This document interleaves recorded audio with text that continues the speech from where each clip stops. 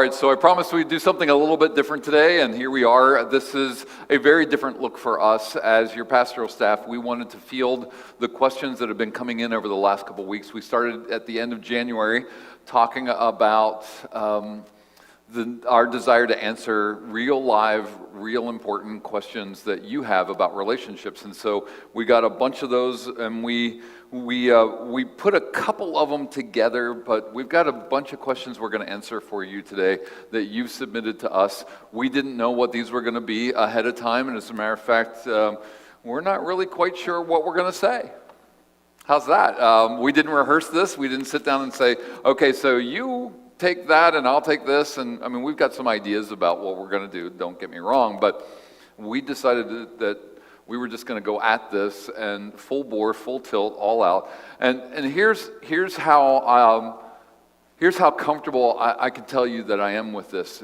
I'm so comfortable because I trust these people who are up here with me.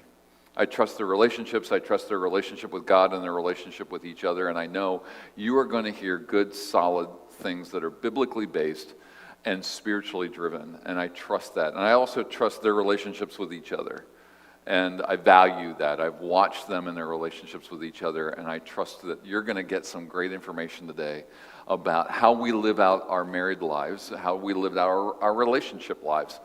And you're going to get good, strong, biblical, spiritual information today that I think will help all of us a little bit, maybe even help us. And we believe in the fact that we're all lifelong learners, that we're all still learning, that we're all still on the journey, and we will be until the very last breath. And so today we're all on the journey with you and decided to do it this way, which is a little bit more impromptu, a little bit more, or maybe a better way to put it is a little less scripted. But we thought, what a unique way to talk about relationships. And so we have some questions that we're going to field. And so I have the questions. You're going to see the questions on the screen. So whether you're at home or whether you're in the room, we'll have this questions on the screen for you so that you can see those questions, and we're going to dive into them because we only have a short period of time here. We have about a half an hour, so we want to get through all this. Here we go. So I'm going to just jump into the first question. Are we good with that? All right. What are the best ways to improve yourself for each other? What are the best ways to improve yourselves for each other? Now, the suggestion is that we're constantly learning. We're constantly on this improvement level, right? We're always trying to get a little bit better. And the question, I think at the root of this question is, how do I get better so that I'm the better person for my spouse, right? And I think that's a great question for all of us to consider, for every one of us, because the reality is we can get better. There is that whole thing of when we meet another person, we've discovered that there are aspects about us that may need to change or may need to develop or may need to grow, because the reality is none of us are the same persons that we were when we first got married. You two have been married for how long? 16 years. 16, and you've known each other, but you've known each other. We've been together for 20. We met in middle school. Middle school. You met him. We did, yeah. That's crazy. And Matt and Julie? April will be 21 years we've been married. Okay. We've known each other for maybe 25-ish. Okay. Met in high school? High school youth group, yeah. I thought Shameless plug for youth group, guys. Come to youth group, find a spouse. That's That's not how we say it, but Okay, that's a whole nother sermon right there. Right, yeah. We did not meet in youth group. We met in high school. And attended, I switched youth groups because of her. Yeah, you did too? Yeah, I left the church where my parents were attending and came to her church. Actually, so did I. Yeah.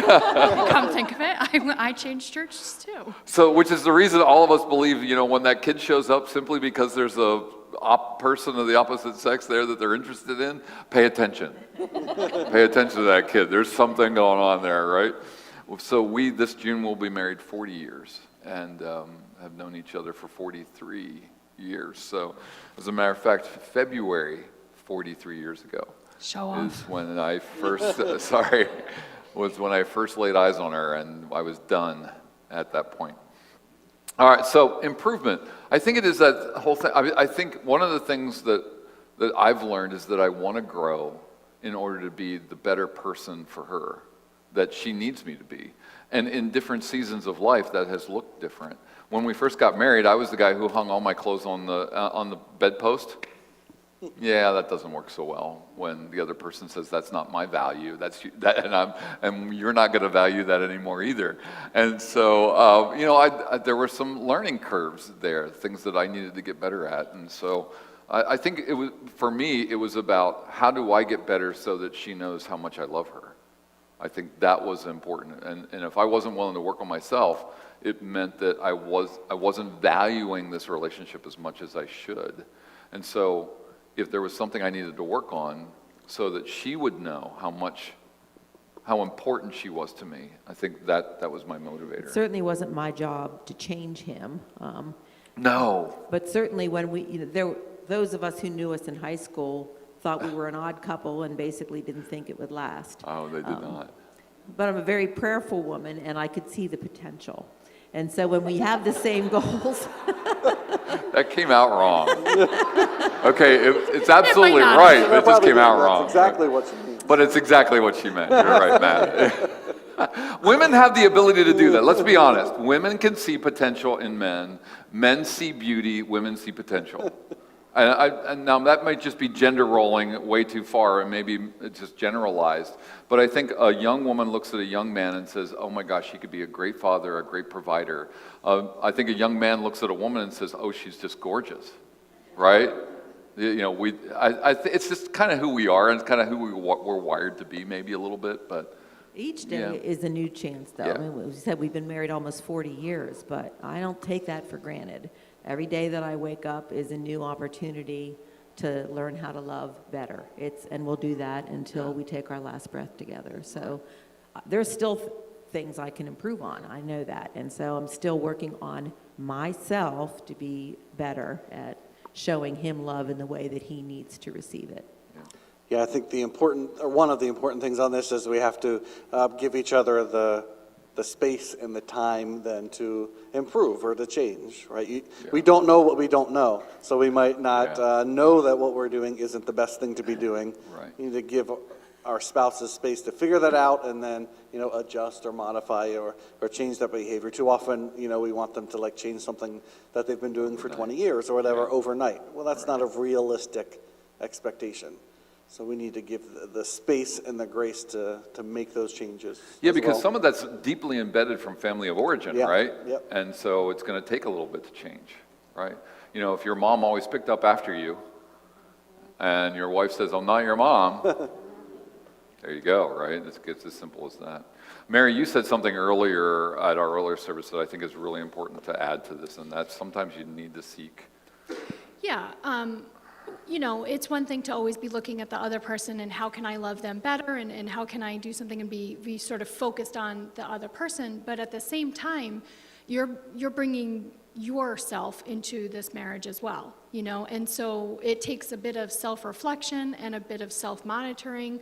And sometimes it takes us keeping each other in check and saying, hey, something seems off, you know what I mean? And so in order for me and Michael to be bringing our best selves into this marriage, we need to be making sure that, we are taking care of ourselves, both, emotionally, mentally, physically, going to the doctors. That might mean that, hey, I'm in a season right now where maybe I need therapy or something like that, or maybe I'm in a season where my anxiety is getting the better of me and maybe I need to be on some medicine and make some lifestyle changes and things like that. Just constantly making sure that you're giving the best version of yourself, and sometimes that's going to look like maybe I can't give 100% in the marriage because I need to be focusing on some of that mental health stuff so I can then bring 100% into that marriage, I think but that's that's really where we important. pick up the slack Really for important each to hear other. that today. Thank you. Thank you. I'm going to keep us moving with the next question because, again, we only have so much of your time and our time. So here we go. Next question is, how do you handle it when you and your partner have a different faith? Wow. That's a good one for Dave to answer. Thanks, Matt. This was a tough question for us. When it came in, I thought, oh my gosh, I've had to wrestle with this question with couples who came to me and who wanted to get married, and someone was from the Christian faith or a member of Crosspoint Church, but they met somebody who was of a different faith background in some way. Now, sometimes what that meant was they were not denominationally the same. So they were Roman Catholic, or they were, fundamentalist Baptist, or they were Presbyterian, heaven forbid. Sorry. So they were coming within the same denominational or the same religious structure, but different denominational practices that made their faith look a bit differently. So some of you have found yourself in that situation. You fell in love with somebody who is Christian, but lived out their Christianity differently than you did. In some circumstances, I interacted with couples who one person was a Christian, one person was from Crosspoint Church and a Christian and an active member here, but they fell in love with somebody who was Jewish or Muslim or Hindu. And so what does that look like? Well, first off, within the Christian faith, I think we can compromise and learn to live into each other's lives. And so I know people who are part of Crosspoint Church who share their kids across Roman Catholic and Protestant faith. And so their kids go to Catholic school, but they come here for youth group and Sunday morning church and things like that. So they're working it out, and they kind of celebrate because at the core of who they are, the belief is all still the same. Right? We all still believe in Jesus Christ. We believe in the Father. We believe in the Trinity. We believe in the acts and works of the Spirit. We believe in the cross and the resurrection. All the core things are the same. It's how we live those things out that are a bit differently. And again, sometimes that's just family of origin kind of stuff. Like, some families, well, we used to shout in church on Sunday, and we'd sing loud, and we'd dance up and down the aisles, and the other person says, yeah, we didn't do any of that. Right? How does that look in a marriage? Well, I think it takes a lot of conversation to say, I need to respect your tradition, you need to respect mine, let's find that place. And sometimes, and we see it here, sometimes people come here because one person is more stoic in their faith and the other person's more exuberant in their faith, and this seems to be the middle of the road, right? We sing loud, but we don't dance up and down the aisles yet. And anyway, so we see people finding that middle spot where everybody's happy and they can live out their faith. Where the challenge comes in is when people are unequally yoked across different religious lines. And so understand when somebody says, well, you're a different religion than me, but you're Methodist and they're Roman Catholic, you're not different religions. You're just different denominations. Different religion would be Hindu, Muslim, Jewish, somebody who believes something so very different than what you believe that there will be issues in the relationship that can pop up in the areas of ethics or morals or finances or job placement or where do you live your life or how do you function on a weekend. When does worship happen? Who do you worship? How does that worship look? And what does eternity look like? And especially will pop up when you start raising children. Because I think, the question is, what does it take to make a marriage last? And, attraction's important, friendship's important, love is important, but as Mary preached a week or two ago, right. Love isn't actually enough. We see plenty of marriages fail. And if you are a spiritual person, your worldview and your religious beliefs actually influence everything else in your life. How you treat other people, how you spend your time, how you spend your money, your morality, the decisions you make, all those things, that is foundational. So we're not really talking this morning about a more secular marriage where there isn't really a faith underpinning and foundation. We're talking about Christian marriage here. And so that certainly does make it an issue of being unequally yoked if you're going into a marriage relationship with someone who has a completely different faith foundation than you have. Right. It's much more challenging. Yeah, Jesus uses that term of being unequally yoked from an agrarian society where you put two oxen in a yoke and they would pull together in the same direction. And if they're unequal, one's pulling left, one's pulling right, one's pulling stronger than the other, there's this inequality that's happening. And he says that's not healthy in a marriage relationship. But here's the deal. Sometimes you find yourself in that situation.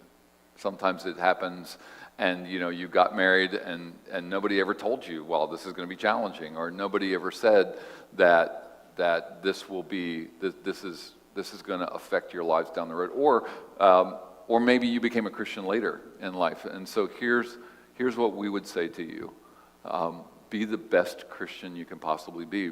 Provide the best witness. Be the best person of faith you can possibly be in your marriage, in your relationship with that other person. Not necessarily in hopes that person may become a believer, although Scripture says that if you live out your life in the best way possible, it is possible that other person will become a believer with you. But ultimately, it's because our job is to witness the life of Christ in us as best we possibly can. And sometimes we find ourselves in situations where there's an imbalance, and we need to do the best we can in that relationship. Yeah. I hope, did we hit that one? Good, thank you. I'm trusting. Got it. Right, because I'm talking and you're listening, so I'm trusting that you're hearing what needs to be said. I think it is challenging. I think it's one of the questions. Here's what happens. You find somebody, you meet them, you start talking and you start falling in love, and somebody says, that's going to be really hard to get past that issue in your life. And you're like, oh, no, we'll just love each other. And as Mary said the other week, sometimes it takes a bit more than love, because love is work. And if you're not willing to work at that part, that faith part, love will see us through, right?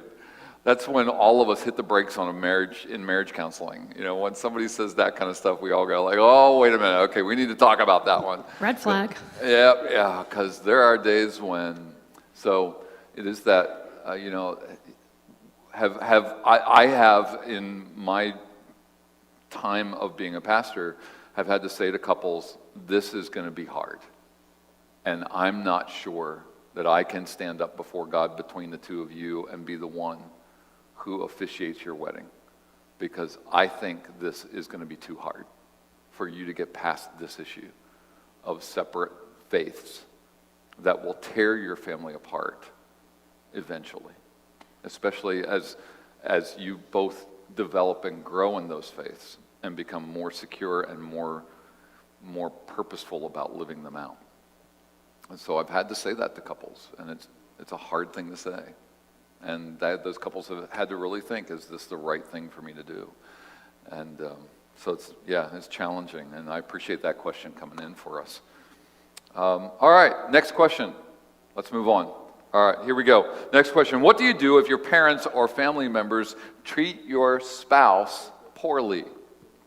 They say they're only joking, but it's affecting our marriage. Wow. All right. I'll take that one to start. Oh, good. You're welcome. No. To me, and I think to the rest of us, as we talked about this in the first service, this really comes back to a key thing, boundaries. Okay? So this is how I try and tell couples and premarital counseling and things to look at it. When you're a kid and you're growing up, your nuclear family, so the one that's the most important, like your first allegiances to, they're the people most important, you think about them first, are your parents and siblings, right? That's your nuclear family. And then you have your extended family, which is grandparents, aunts, uncles, cousins, all of that. Mm-hmm. When you get married and have a family, that changes, those roles changes. People go into different spots there. So your new nuclear family is your spouse, and then if you have them, kids. And they're your priority, and they come first, and all of that. And your parents and siblings move into that extended family bucket with grandparents and aunts and uncles and nieces and nephews maybe now and that kind of thing. Mm-hmm. So your priority changes from your parents and siblings, that family, to your new family that you've created. And so you need to look out for them first, protect them first, all of that. You need to create those boundaries that make that work. They're most important. If you're talking bad about, we talked last week, you're one flesh when you get married, right? So if you're talking bad about my spouse, then you're talking bad about me. Talking behind her back, you're talking behind my back. You're saying mean things about her, you're saying mean things about me, right? All, one together, and you have to protect that new nuclear family first, priority over your parents, your siblings, anybody else. Yeah, that's Mark chapter 10. That's, a man will leave his father and mother and cling to his wife. And And I think what I heard you just say is, a fleshed out aspect of that passage. Thank you. Yeah, Julie. Yeah, so you teach others how to treat you. So if you continuously let other people bash your spouse or the person that you're with or any member of your family that's close to you, you're teaching them that it's okay to do that if you don't say anything and you're not on united front. And I think being a united front is probably the biggest advice I can give, sticking up for each other and setting those healthy boundaries. Because if you wait too long to set those boundaries, you're going to bash heads with those people. They're going to test everything. Yeah, right. Michael, earlier you said something really important, and I want to make sure we don't miss that. Well, now the pressure's on for me to say I'm it sorry. the same way. Yeah, no, say it differently, but say it strong. Yeah, So, right. like you can set the boundaries, and that's pretty tough. But I think also what's even tougher is continuously communicating and reinforcing those boundaries and keeping them up as you go, because boundaries are always going to be tested. It's just how humans are. So I think part of it is to constantly communicate where the issues are, verbally and by example as well, by showing that you and your spouse are a united front, like Julie said, and you might have to adjust those boundaries and set them a little bit more stricter sometimes, or maybe you can relax them a little bit, but it's just always going back to that and being consistent and always reinforcing the boundaries. Right. Yeah. And boundaries are going to look different for everybody, right? Like what works for us doesn't necessarily work for Matt and Julie, and what works for Matt and Julie doesn't necessarily work for Dave and Julie. So sometimes it's good to have at least a working definition of boundaries, even though it looks different for everybody. So for me, a good way to think about it is boundaries, it's that space where I can love me and my husband and my family simultaneously. I can love you. And sometimes that's going to look like I need to live really kind of far away, and maybe we only visit a couple of times, or maybe that's going to look like Sunday dinners every Sunday, because that's what you and your family have done, and that's what works out. But it's whatever that space is, where you can simultaneously love both yourself and the other person, the way God wants us to. And I think we made the point too that like if there's an issue with how your family is treating me, it is your job Yeah, to address I need to own that. that with my family, right? It's not your job to address it, it's my job. I like Manage that you your said- people is how Dave What's says that? it. Manage your people is how Yeah, you said yes. it before. Yeah, Yeah. but we said it more fun last time. Well, we said- Your Yeah, last monkey's time your I said, it is your circus, they are your monkey's monkeys. your circus. Yeah, all right, yeah. So, yeah. Another part of this is if you don't want your family member saying bad things about your spouse, then you have to also not say bad things about your spouse to your family members. Yeah, it's like giving them ammo, right? Yeah, so I again tell couples in premarital counseling, as far as your parents and siblings ever know, your spouse is the most perfect person in the world who's never done anything wrong, right? Obviously, they're not the most perfect person in the world and they've done things wrong, but your parents and siblings are the wrong people to talk to about that, right? Find a guy friend if you're the guys, find a girlfriend and go vent to them about it. For two reasons, your friends are more likely to say, you have a part to do in this too, you did, blah, blah, blah. Your parents especially, and usually your siblings too, are just gonna take your side. And you don't wanna give them reasons to, not like, they're gonna remember that one thing that you vented to them about for forever and look at your spouse, badly. That's just, it's not gonna go away, right? So I always say on social media and to your parents and siblings, your spouse is perfect and has never done anything wrong. Deal with that internally. Yeah, that's good. I didn't say this in the first one, but now I've thought about it. Like our oldest son, who doesn't usually listen to this, so it's safe to say. I don't want to embarrass him, but he's 18, and 18-year-olds date and things, and one of the things I had told him in the beginning of their relationship, and I think it's important for parents to instill too, those healthy boundaries, like don't come to me with anything that you want me to ever forget, because I won't forget it. It's just, you know what I mean? Like it's Right. one of those things that you can't do as a parent. So like they're saying, like don't share things. It's also important as a parent not to instill that in your kids too, to just come to me for everything, work it out with each other. Certainly if you're coming to me as a couple, I will gladly give you advice, but like coming to me to fix your problem or to see it from your side, like it's not Right, really yeah, healthy. don't go running home to mommy or whatever, that's, I know that sounds pejorative in some way. But, when we first got married, we lived in North Carolina, neither of us could run home. It was an 8-hour drive, I couldn't say, oh, well, I'm going home, I'm sleeping on the sofa at mom and dad's house tonight, until we figure this one out. And it didn't work that way, we had to work it out because we were living 8 hours away in North Carolina, and we had to figure out life. And I think because of that, we had a great start because we were forced into a situation where we couldn't run home. I didn't have a cell phone. None of us had cell phones. We didn't even have bag phones then. A phone call was, do you accept the charges? So we had to work it out. That was a good thing. And That to was a me, good that's time. the point. That's what love really is. It is something really hard and challenging. You have to do it when you don't feel like it. You have to do it if you don't think the other person deserves it. And you have to do it sometimes even if there is a great amount of sacrifice. And that's why I think a marriage covenant is important, because on our own, without God's help, it would be easier to walk away sometimes rather than work it out. But God knows for us to grow and to learn to love better, that covenant is what kind of forces us to be more like Him and learn how to love more the way God does. When we first started dating, and I said to my parents I was going to ask Julie to marry me, we were both 20 years old. And we were young, and my mom didn't want it to happen. And I had to eventually just say, Mom, this is not your decision. And that was tough. Later on, I remember at one point we were on a walk, and I've had that conversation with my mom, and we've leveled that one out, and we're good now.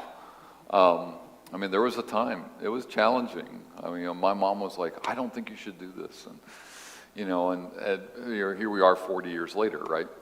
But I remember we were walking with the kids, and I was giving one of the kids just a little more room, and my dad made some comment about, you need to go up and grab his hand and bring him in, and I said, Dad, I will parent our children the way we see fit. Thank you for your input. And my dad, got the word that, parenting our kids is our job, not yours. And I just had to say that.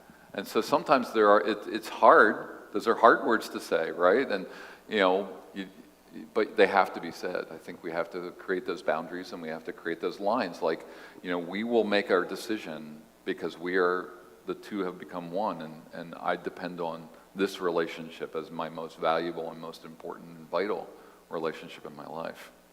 So let me get back to our questions, because we've got a couple more that we want to answer. And I think this one, all of us are in some different spots in life, so this is a good one. This next one is, how do you keep your marriage strong and a priority while raising kids who take up most of your time and energy? And money. And money. Right. And every waking hour, and wake you up in the middle of the night. And this is real. This is a real one, right? And we're in different places in life. So you want to start this one off, the one with 6 kids? We've got a couple.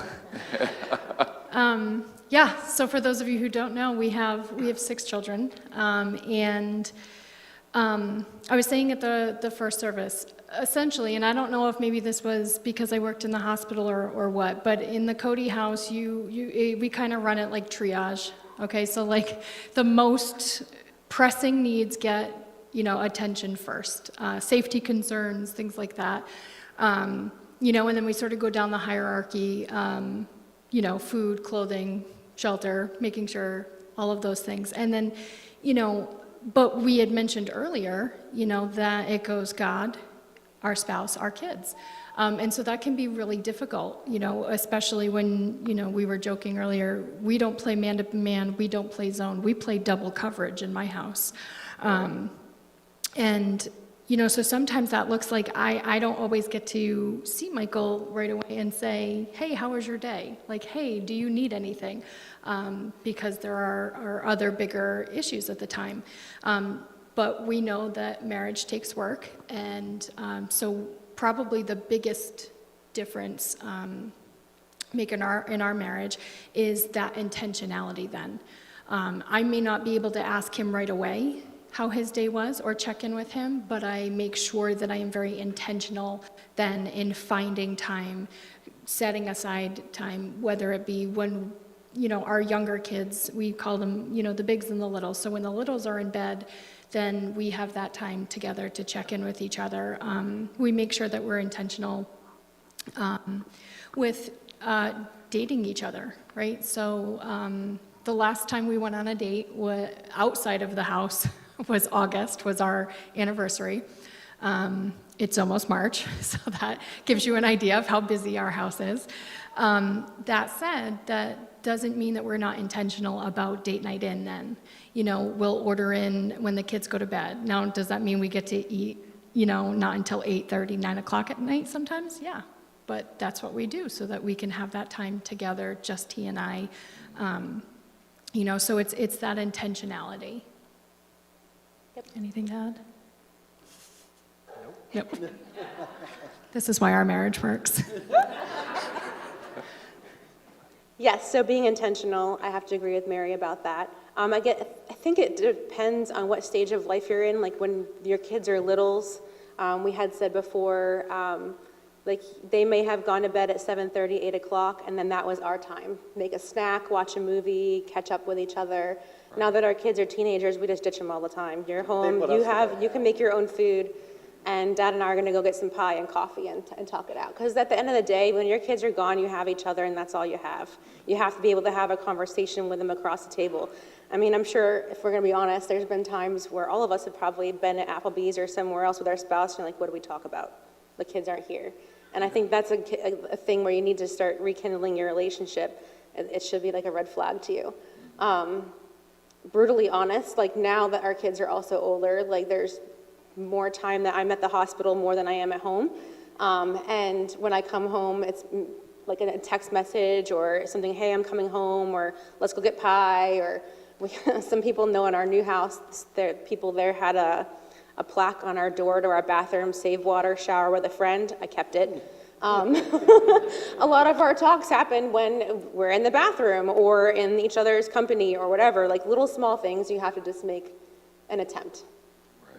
And I think the word again is intention. Yeah. And I've always said to young families, one of the best things you can ever do for your children is to have a good relationship with each other. And so if children know that from the beginning, that there are times when time with mom and dad, that is a priority. They're going to see that exampled as a normal and good thing, and then that'll raise them up to know how to have a good relationship too. So it is hard to do. I can't even imagine what it's like to do with 6 children. And for us, the struggle was, I was working 12-hour night shifts so that we could survive in our family. So we were exhausted, but you cannot just expect that your marriage will survive if you don't pay attention to it. Just like a plant will die if you don't water it. So you have to do it intentionally and on purpose. Yeah. We didn't say this at the first service, but it makes me laugh in hearing you say, like, showing your children, you're loving each other and putting each other first. We joke all the time because we have 3 boys and 3 girls, and I can't tell you how many times we'll be going to hug or something like that, and one of our girls in particular will suddenly go like this and wrap his arm around them, and I'll be like, I was here first, guys, just so you all know, I was here first. But they do that. They'll walk right up into the kitchen, right in between us, and we have to say, like, no, this is our time. Right. If they say, ew, you're doing something good. Oh, yeah. Yeah, right. Yeah. And in fact, that's actually probably, as my kids get older, something we strive for, is how many ews are gross. Don't do that somewhere else. Right. We can do in one day. Right. But Julie, you said it earlier, we're modeling marriage and marriage values and marriage principles as we live that out in front of our kids because we want our kids to have good marriages, right? And so if we model a healthy marriage and a healthy relationship, because the fact of the matter is, you're right, this other person came first. Before those kids ever came along, yes, I have room to love all of you, but this love came first, and I'm going to nurture it because it will be the one that will still be here when you all move out, right? And we all know that, right? And when we're empty nested, and they're all moved out, and we still love them, and we love their spouses, and we've got lots of room for more grandkids and to love them and all that kind of stuff. And but this love this is my first love, right? I mean, other than Jesus, this is my first love, and I'm going to maintain that strongly. Yeah, good. That was a good way to put it. A little competitive, but makes sense, right? Hey, I was here first. Yeah, good. All right, we've got one last question, and this is a good one as well. And so I want to make sure we get to this one before we wrap up our time together with everyone today. Here's the question that we're going to wrap up on. It says, how do gender roles play out or should play out in a Christian marriage? This is that whole thing of, guys do certain things, women do certain things, right? Men do this and don't do that. And I remember growing up, having our kids grow up and having our kids say, Dad, that's not something guys do, when I was doing the dishes. And our role was, if you cook, the other person does the dishes. The other person cleans up. 9 times out of 10, because if you're cooking, the other person's not home yet, right? And so you're cooking or getting the evening meal together, and the other person says, well, if you put it all together, I'll clean it up, right? And so we've done that because we both worked full time. And if anything was going to get done, we both had to jump in and do it. I grew up in a home where my mom was a stay-at-home mom. And so I didn't make my bed in the morning, Mom made my bed. Oh. Some of you are like, really? Yes. She laid my clothes out for the next day, and all that kind of stuff. I think and my she mom, ironed your socks. I'm pretty sure she ironed my socks and my underwear, right? Yeah, pretty sure. I'd come home from school and there'd be pies lined up and supper be ready, and she just saw that as her traditional role, right? Well, I think that, for the most part, that role has developed or changed drastically for us today.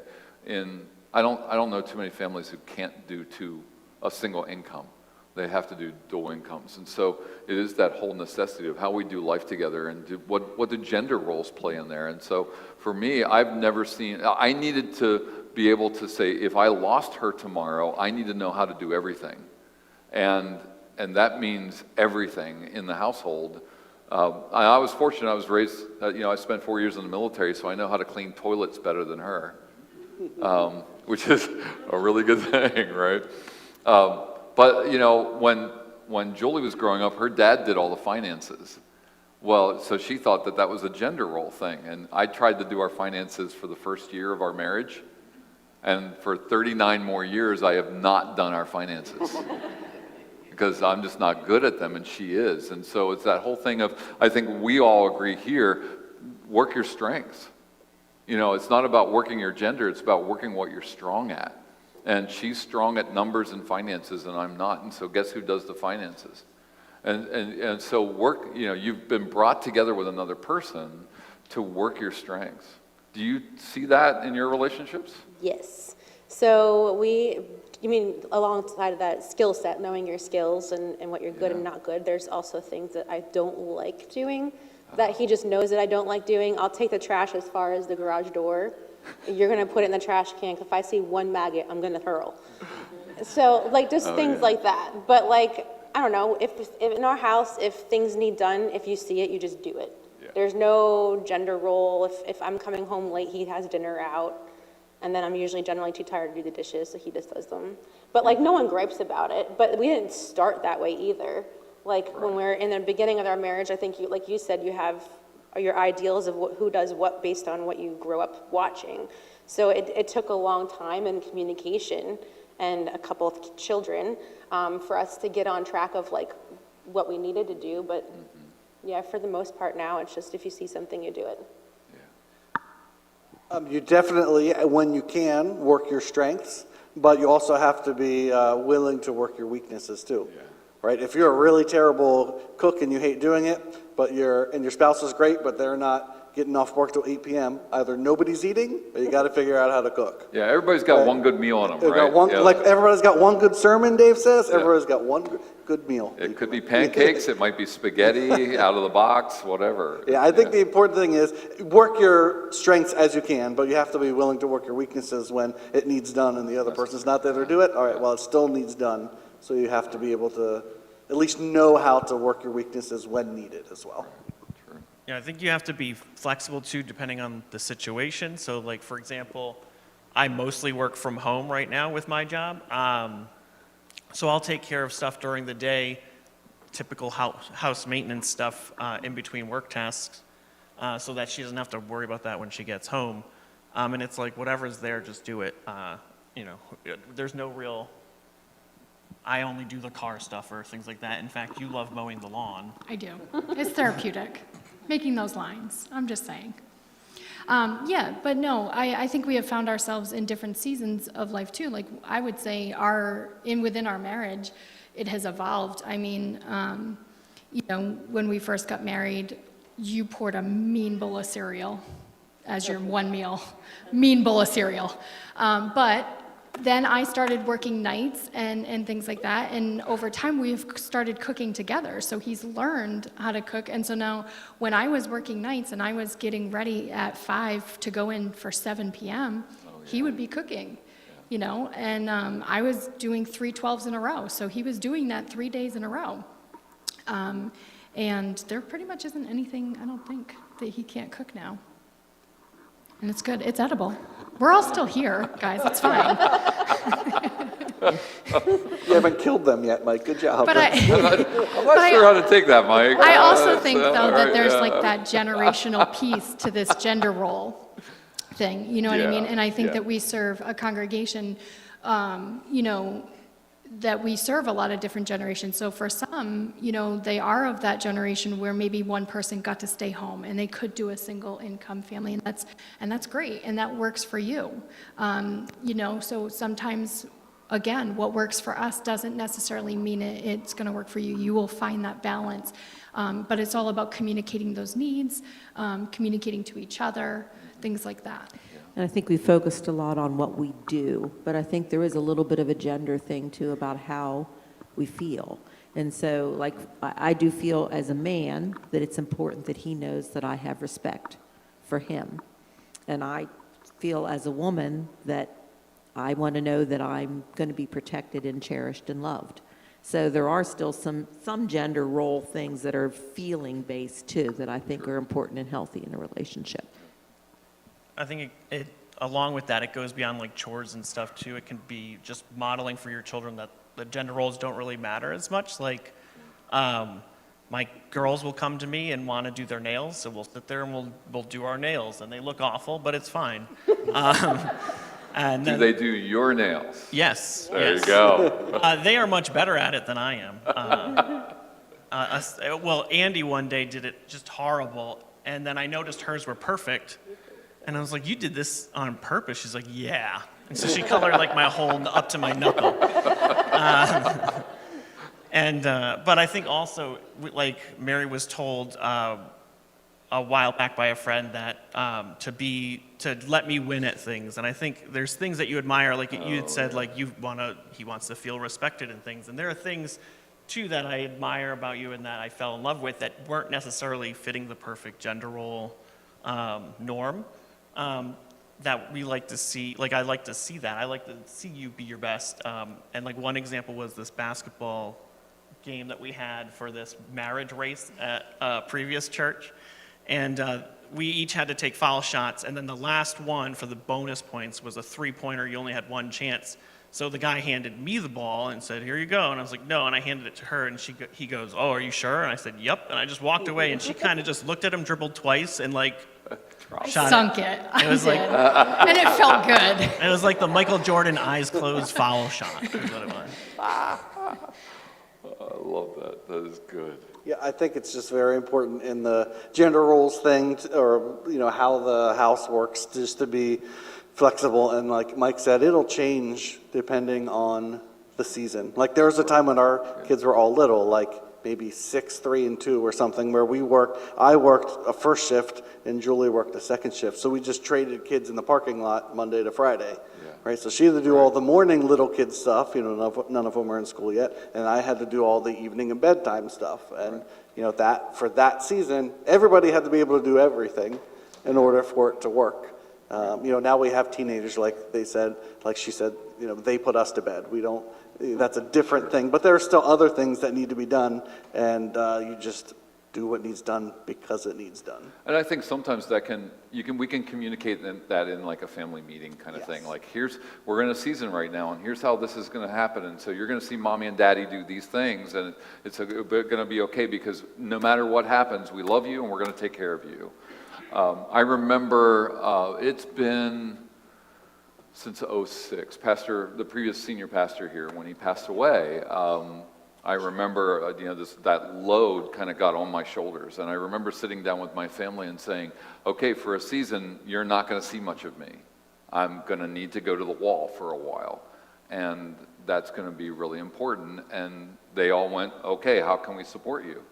And it was wonderful. But again, it just emphasizes that whole thing of let's talk it out. Let's communicate it out. One of you said the other Sunday, if you can't read your spouse's mind, If you can't read your spouse's mind, they can't read yours either. So that means you need to talk it out. If I'm not getting what I want or what I feel I need or what that thing is that I feel that's important, I can't expect her to read my mind and know that I need that or want that from her or from our relationship together. And so, we need to sit down and talk about it. And it might be that we have coffee together, or we sit down and have a meal together, or oftentimes we talk when we're eating. And so, I don't do well talking with the television on, so I have to turn the TV off, and because I'm easily distracted. Surprise. So she knows if I want to have a conversation, I turn the TV off, and she's like, oh, it just got serious. It got real. That's Dave's version of we have to talk. Yeah, right, exactly. But I mean, some of those conversations are uncomfortable, right? Oh, for sure. Because you just want the other person to get you, right? Hey, I saw this. But I know this. I know that the times that we've had those conversations that I felt like going in that this is going to be uncomfortable are some of the best conversations that we've had, because we were able to share our thoughts and our hearts with each other and work through that together. And that brought us closer to each other.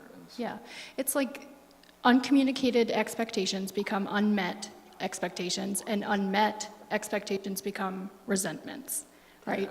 And so that is where, that it starts off as like, oh, it's just this, and I'm going to keep the peace, I won't say anything. But in all reality, you start with a small problem and it just becomes bigger and bigger until finally, you find it and it's turned into a resentment at that point, and unfortunately that happens a lot with couples, and it's nobody means to do it, it just ends up happening. And so that communication piece, that intentionality, that constantly coming back and reviewing the season you're in, and what can we be doing together, and how can we be moving forward together, those are the things that are gonna, in the end, save. Right, and if I'm marriage. not doing those things, I'm not living out 1 Corinthians 13. I'm not doing it out of love. And Right. so I think that's important. All right, we have taken a lot of your time this morning. And so here's what we're going to do. We're going to go straight from here to getting you out of here. How's that? And so just remember that as a part of a congregation, we support each other. So feel free to continue to offer that support. Those of you who are in the band, we're nixing the closing song. So I see the band getting ready, and they're like, okay. But supporting what we do here, you have lots of ways to do that. Financially support what we do here, physically supporting what we do here. Thank you so much for the way you support not only what we do in this region, in the greater Harrisburg area, but throughout Southeast Asia, supporting missionaries, or Western Africa and supporting a sister church in Sierra Leone. So thank you for giving. Thank you for being a part of a congregation. I want to thank the band today. They put a lot of work in, and I just scratched their last song. And so thank you for all that work that you did. But I want to be true to you. And you said, we told you you'd be out of here at 11:30. So let me ask you to do this. Would you stand with me right now? Just stand up with me. Let's just pray.